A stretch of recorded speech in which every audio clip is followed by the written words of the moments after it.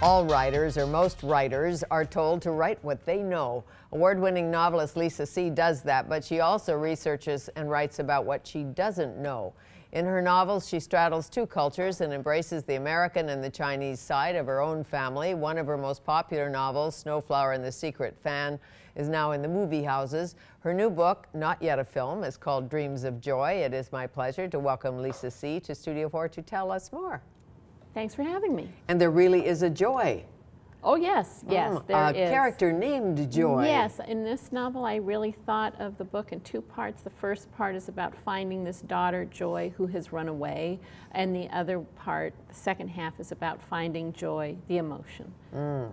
And not just run away, that Joy, to New She's York or something. Right. She's run away to communist China. Yes, 1957. Probably not the best idea, but perhaps not. Right. In search of her biological father, who Yes. just happens to be an artist, and I won't give it all away. Okay. Well, she does find him after about 20 pages, so I don't think we've given too much away by saying that.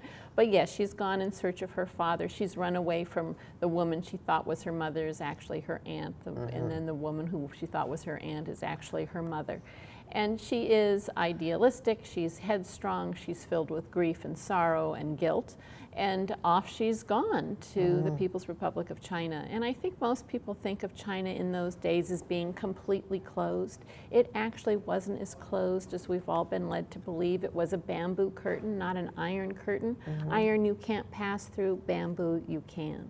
And so there were many, many Chinese actually from around the world who were returning to China in those years, but also a lot of Westerners who went there. Yes, very much so. And of course, as a Westerner, you go there, they may want to snap your passport and tell you you won't be leaving, and make sure that you are stateless. Stateless. Yes, they would take your passport. If you were a woman, they confiscated all of your bras, because bras were seen as being decadent, imperialistic, capitalistic. bourgeois. Yeah. So no bras in the book. No bras in the book, or they snap the bras out of your suitcase, Right. and they may take the bra right off you. Right. How did you learn about all the details? Because certainly most of us studied Mao, and we know about the Cultural Revolution and the politics of the revolution. But in this particular book, Dreams of Joy, you have little details like no bras. Well, you know, it's a combination of things. Often I am interviewing people who went to China in those years. Sometimes they contact me, they come out of the woodwork. Someone had written an email to me saying, I really love your books. I especially love Shanghai Girls because I was born and raised in Shanghai, and in fact, her family was German. When China closed, her family left China, but then in 1955 they decided to return and open the family's factory. And so every day I would write her these emails. What did you see in the windows on the street? What did you do if you needed a lipstick? What did you do for shampoo? What kinds of questions did they ask you when you had to report to the police every single month? And these were wonderful details, and things like lipstick, which I just thought were so fun, about how you could still buy Revlon lipstick in China in those days. But if you found it in the store, you bought every one, because you never knew if you were going to find it again. And once they ran out, then all you had were Russian-made cosmetics, which apparently were not so great. Probably not. I have friends who were born in Shanghai, and one of my friends, her father was captured by the Japanese, and it's a long story. But they still have, because they were there in the heady days of Shanghai, and they still have this connection to people who were there, and certainly to the place and so-called Paris of Asia. Exactly. And all you of know, that. and I think Joy's mother, Pearl, who comes looking for her daughter and was born and raised in Shanghai, that is a way to sort of look back at that Shanghai as she saw it, as she remembers it, as the Paris of Asia, and then what it became. And I think one of the things that struck me so much, and I know this also from my own Chinese American family, which is people left their homes, they left their villages, and the houses stayed exactly the same as when people left. And so then when people would go back, whether it was in the 1950s or this year, you might walk into your house and see all of the same furniture, the same carpets, the same lamps, the same vases, photographs, all of these things as though you had just walked out yesterday. Yes, and in Pearl's case, and not to go too far, but her room, her clothes. Yes, they're all there. It's like she had never left. Right, like she had never left. And that happened in my family too. And again, many, Really? many families, that when you go back, so my family is from the south part of China, and when I went there, it was just this incredible thing to see dishes and food, you know, crocks of food, but also photographs of people in my family who had not been there since China closed, but people had sent back photographs and they'd been put up in the house. And so there had been, even though, you know, no one had been there to this house since 1920, well, I guess about 1940, everything was as it had been left behind in that time. It's quite incredible. Tell me about your family. Grandfather. Right, great-grandfather. Great-grandfathers. My great-grandfather was the kind of godfather patriarch of Los Angeles, Chinatown. He was a pretty extraordinary man. He had 4 wives. That doesn't mean he was a criminal.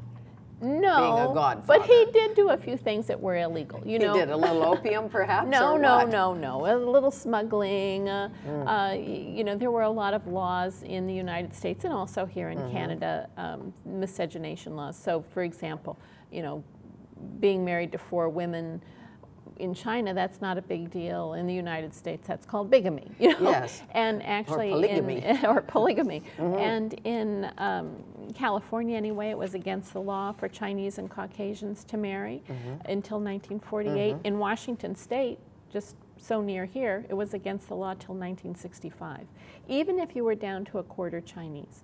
So a quarter Chinese, you couldn't even intermarry. Right, and so in my family, my great-grandparents went to a lawyer who drew up a contract between 2 people as though they were forming a partnership. And then my grandparents, all my aunts and uncles, they went to Mexico to get married. And my own parents were only the 2nd couple in our whole extended family to be married legally in the United States. Really? So when you do the percentage, what part of you is Chinese?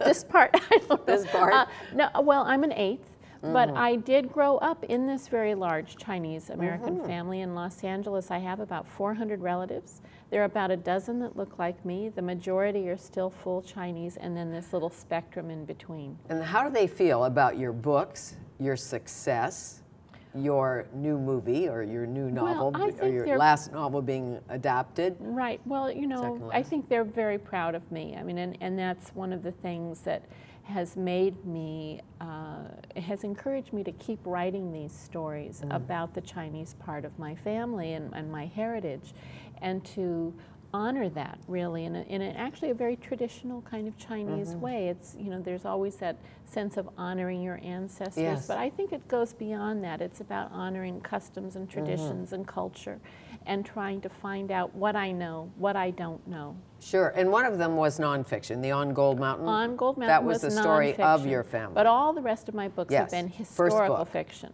Right, a historical fiction. So I'll take some piece of either Chinese or Chinese American history, and then have real, you know, characters who are living through this moment, so that you connect to the characters, you connect to the emotions, you know, a mother and a daughter, love, guilt, you know, all those emotions that we all share.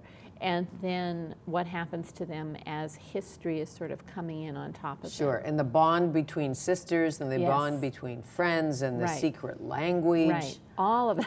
All of that. So, the movie, Snowflower and the Secret Fan. It's about female friendships, of course, and some critic wrote, sensitive guys will relate. You know, I've been to a couple of screenings now, and it's really struck me how many men have really liked that movie. I think they got kind of pulled along, you know, by their wives or girlfriends, but they seem to be really responding to it.